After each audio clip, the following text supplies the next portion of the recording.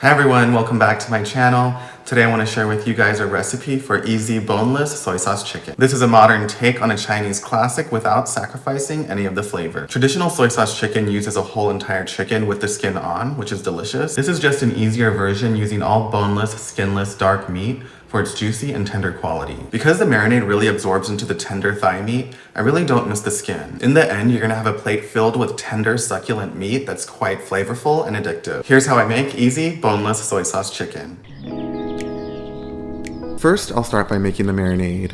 In a bowl, I'm adding in half a tablespoon of minced ginger and half a tablespoon of minced garlic. For convenience, I'm using this jarred type, but if you have fresh, that also works. Next, I'm adding in 2 teaspoons of sugar to add just a little bit of sweetness, and then I'm adding in half a cup of black soy sauce. It can also be called dark soy sauce. This is the key ingredient, and it's important to use black soy sauce versus regular because it has molasses in it, which gives it a deeper and slightly sweeter flavor. You can pick this up at most Chinese markets. Next, I'm adding in another key ingredient, which is half a cup of shaoxing wine, also known as Chinese rice wine. I use this one by the Pagoda brand, but any other brand will work. Now I'm just going to give this a good stir until most of the sugar has dissolved. Once that's done, I'm going to add in the last key ingredient, which is 16 pieces of star anise. This almost has a sweet licorice and clove type of flavor and goes really well with the black soy sauce.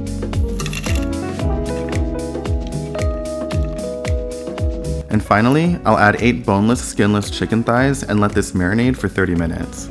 I wouldn't marinate this for more than an hour or it can become too salty.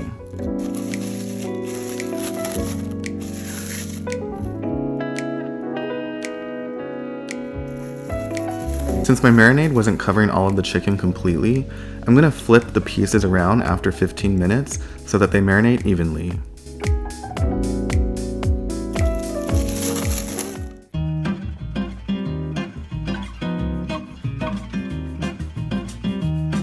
Next, I'm going to preheat my oven to 350 degrees. While that's preheating, I'm going to transfer the chicken and all of the marinade into a 13x9 baking dish.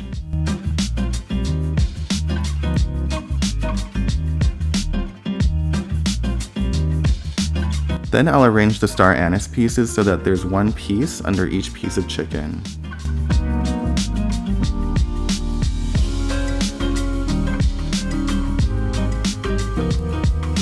And then I'm just going to arrange the remaining 8 pieces in between and on top of the chicken.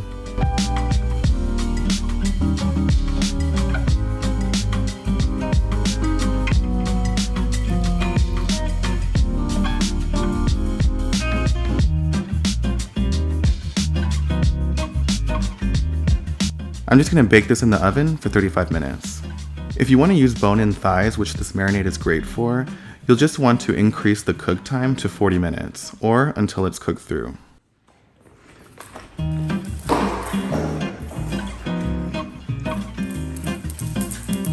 Good boy!